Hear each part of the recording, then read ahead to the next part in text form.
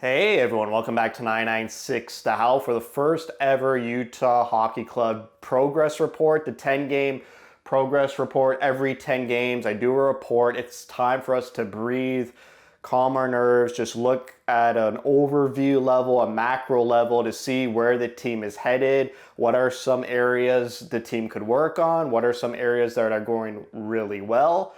And we always compare ourselves to ourselves in the past. So for the 10 games, you compare yourself to last season. At the 20 game mark, you compare yourself to the 10 game mark, 30 to 20, so on and so forth. You don't want to compare yourself to other people. Always compare yourself to yourself in the past. Let's get into it. It's wild. It's crazy how much can change in just 10 games. I mean, that first win against Chicago, historic, monumental first game win at the Delta Center against the Blackhawks, feels like it was months ago. It feels like months ago the team was 4-1. Everything was hype. We're all feeling good. Sure, there was some, concerns here and there, but you look at the win-loss record and you're like, this team is on fire. And then it slowly starts to dwindle away. As quickly as you are at the summit, you're at the top of the mountain.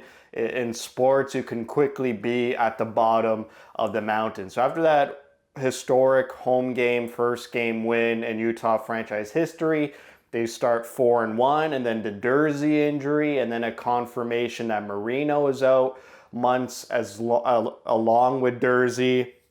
And then you got players, you got a 3-game losing streak now turning into a 4-game losing streak with the loss to San Jose. You got Yamamoto being sent down to Tucson, Josh Stone being sent down to Tucson.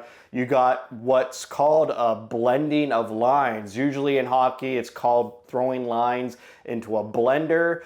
For me, the lines right here that I have up here, this is the lines being thrown into a food processor. All lines being affected here. You're removing and tearing apart the money line, the automatic first line in Keller, Schmaltz, and Hayden, which was a line put together for 3 straight seasons. It was just automatic. They would just get points and score at will. They separate the magic line in Michelli, Bukestad, and Krause. So, there's a lot of signals that are showing that things aren't going really well, but let's get into comparing the stats. It's a much different mood than last season's 10-game progress report. Last year, there were 5-4-1, so only 1 point better. And I rewatched that 10-game progress report video last year, and the mood was so much different. And a lot of stats were really good as well. They had a 914 save percentage, a 24% power play, and a 2.7 goals against per game. So some stats were tremendously better than these stats, but still only 1 point ahead as the current 10 game. So it's funny how, the mood changes regarding where you are in the season. So their points percentage, it's increased from last season. It's at NHL 500. Whenever you hear the term NHL 500, it's when your win and loss column are the same. For some reason, they ignore this part, which is why it's called NHL 500 and not just a blatant 500. You want to be around 650 at the bare minimum to maybe compete for a playoff spot. So they got some room to grow there. Their goals for per game is at 2.9. It's down from 3.14 last season. They're 23rd in the league in scoring per game. You want that number well above the 3 mark. For goals against per game, it's increased. They're at 3.7 compared to 3.34. They're 27th in the league in allowing goals per game. That needs to be below 3 for sure. So they got a long way to go. Power play is 26th in the league, around 15%. It's down almost from 22%, so a 7% difference. And to be honest, the personnel on the power plays are pretty much the same. Utah only has 4 power play goals this season, whereas last year, obviously they had way more. They had 53 all last season. This year they're at 4 in the first 10 games, so they're on pace for 33 power play goals, which is 20 goals below last year. So they got to increase their power play. Like I was saying, it's pretty much the same personnel. Power play number 2 is pretty much non-existent. They haven't scored a goal, I believe. It's usually just power play number 1. Can they score? No. Well, the power play is over. Like, they're on the ice for what seems like 75 seconds of a 120-second power play. I don't know why I went to seconds there instead of minutes. Penalty kill, slightly better, 18th in the league. I like that. Good to be around average. They still got room to improve there, almost at 77%. Goalie stats, save percentage, 0.873 is atrocious. There's no sugarcoating it. Like, this stat is really, really, really bad. It just has to improve. And I'm not gonna blame the goalies solely for this. Like, things are wrong with the save percentage. It's a team stat. It's not a goalie stat, solely a goalie stat. 28th in the league. That's just plainly unacceptable. Shooting percentage.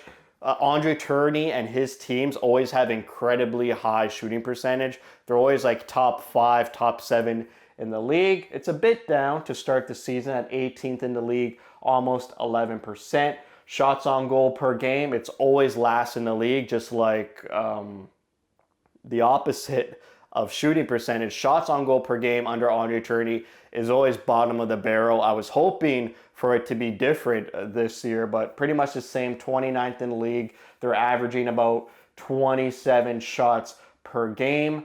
Shots allowed per game is at 29.1. Moving forward, I'll be adding that stat to this board.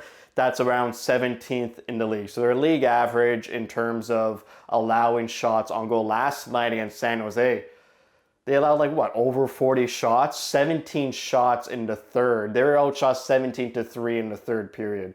Really poor third period by Utah. Faceoffs, I was so happy.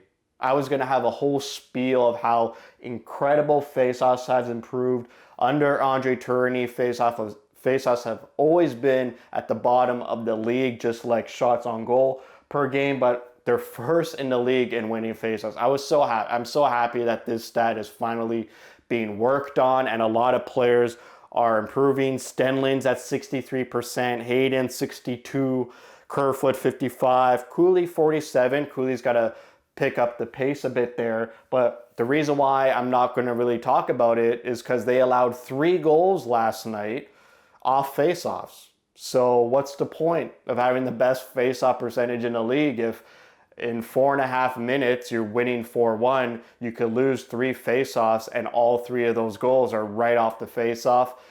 Very unfortunate that happened. You can see the mood. You can sense my mood. It should have been a bit better, my mood, if they won last night. And then hits per game.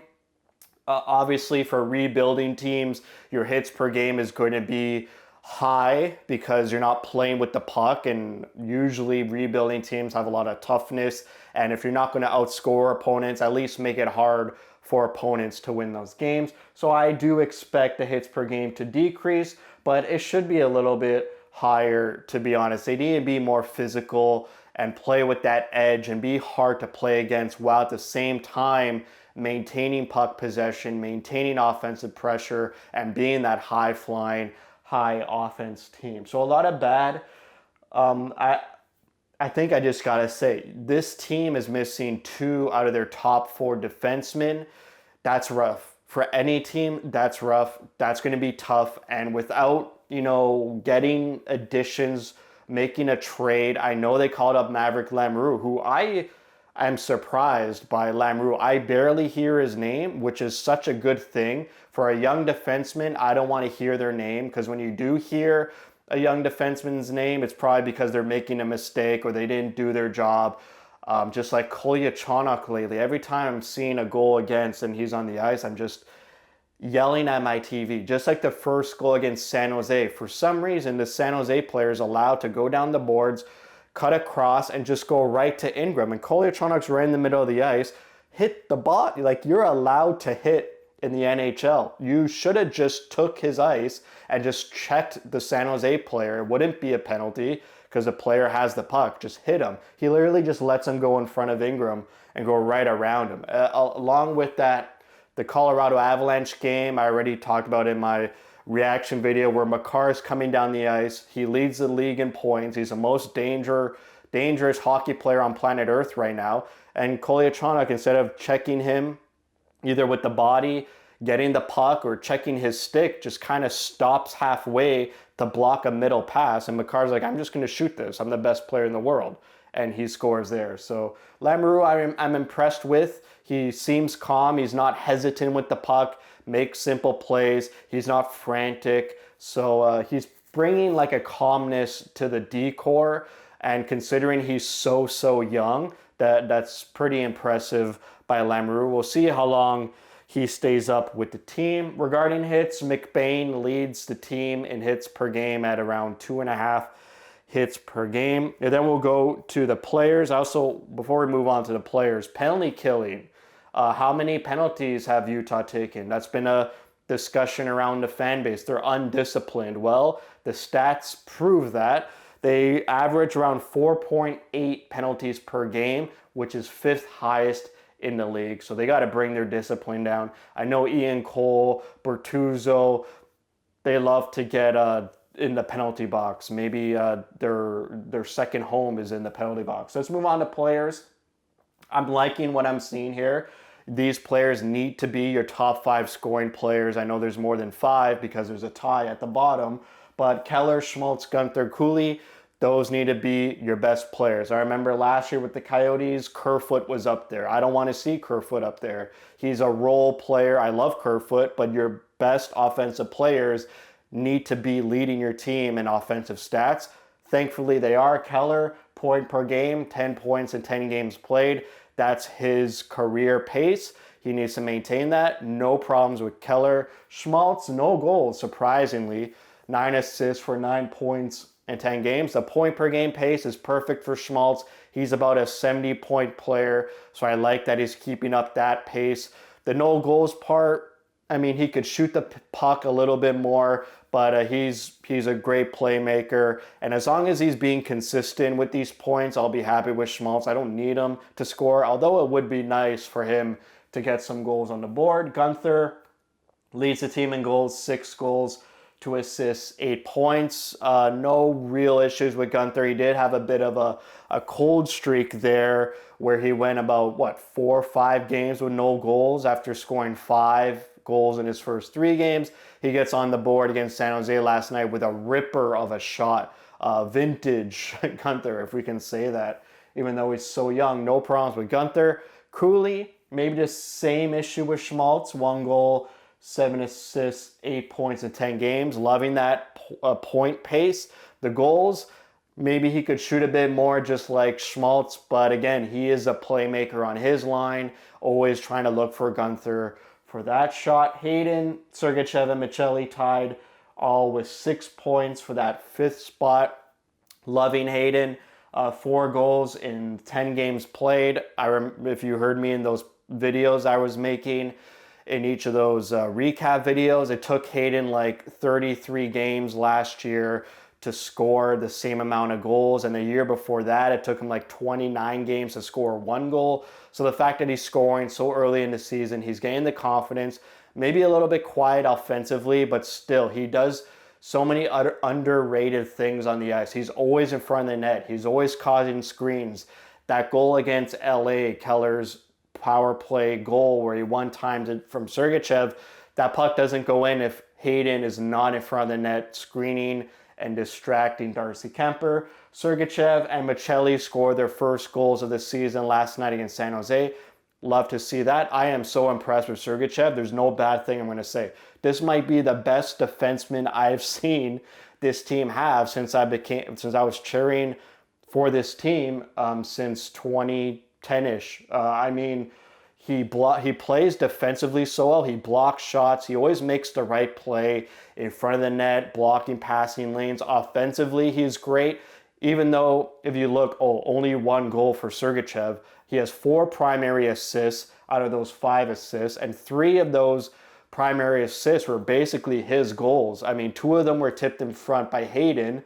And that other one was tipped in front from McBain. So he is causing directly goals to happen. Even though they're not recorded as his goal, those goals do not happen with Sergachev. So I am totally impressed with Sergachev.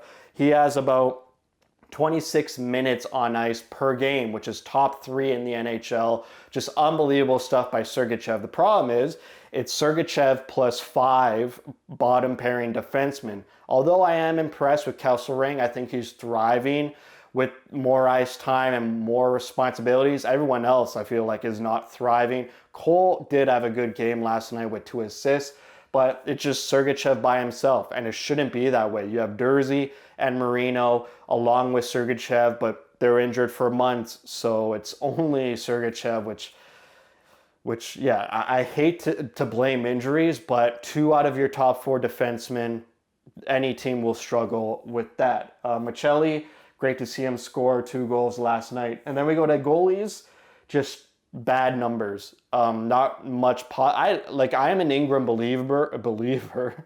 I've been harping on Ingram in terms of being the better goalie for so long, even when they barely played him 2 seasons ago to start the season. I feel like it took them about 10 to 15 games, the Coyotes and Andre Tourney, to start Ingram consistently. And I kept banging the drum. You got to play him. You got to play him. He's better than Vejmelka. I still think that. I think he made a lot of great saves last night to keep the game 3-0, 4-1. The defense just failed Ingram in front of him. Obviously, there's some sketchy goals. The Ottawa games, there are a couple goals which, Ingram should have had. Last night, it's like 3 goals shot from the point, and there's no one covering the point. That's the winger's job. One's deflected. 2 of them just a seeing eye shot through traffic. Sure, Ingram should be better at tracking the puck, but you can't. It's not like he's playing terribly and the game's lost because he's playing terribly. I think it's more the defensive system in front of him and just the inexperience in front of him and not high quality defensemen playing in front of him. He's doing the best he can, to be honest. Like, the first 2 periods, the Sharks had a lot of quality chances and Ingram was stopping them all. And then 4.5 minutes left in the game, the pucks just start to go in. I'm still not totally hating on Ingram. They need to trade him. I'm not on that train. Just these goalies, they got to play better for sure. They got to improve. I hope we see Vejmelka against Calgary. Calgary's on a 3-game losing streak. They're another one of those rebuilding teams like San Jose. So hopefully Vejmelka gets to start against Calgary, plays better, gets his first win on the season and first win at home. Just someone needs to really just take the ball and run with it. I'm okay with either Vejmelka or Ingram being that goalie, but all this talk that Ingram's terrible, why is he the starter? It's not as simple as a goalie's terrible, and if we had Shesterkin or Sorokin or who's a good goalie, Saros, like if those goalies were on Utah, all this stuff would pretty much be the same, just slightly better save percentage, I would say. I don't think it's solely on the goaltending. There's something amiss here, and as the season goes on, we'll have a better idea of what exactly is the issue. But for right now, for me, it's you're missing 2 top 4 defensemen. They're not playing great in front of their goalies, and their goalies should be saving at least 1 more goal per game. Like, this is way too high. This needs to be down below 3. So that's 0.7 goals per game right there that needs to be taken away. So that's it for me. Bit of a sour mood, sour atmosphere for me among the fan base as well. It should have been higher spirits. If they beat San Jose in regulation last night, I think it would be a lighter video.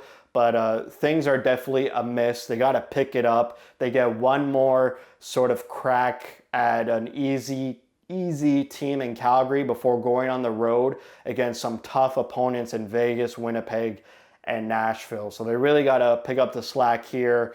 Just maybe have a players only meeting. That timeout the timeout taken by Andre Tourney last night should have happened at the 4-2, 4-3 mark. There was no point in taking that timeout at 4-4. I would have preferred that being taken a little bit earlier. But hopefully Utah gets back in the win column quickly and we can start building some positive momentum in getting points in the standings. They're only 1 point out of the playoffs, 2 points out of third place in the division. Like, they could get the train back on the tracks quickly, but it's up to them to do that. So that's it for me. Thank you for watching. If you like what you see, spread the word. And as always, thank you for your support.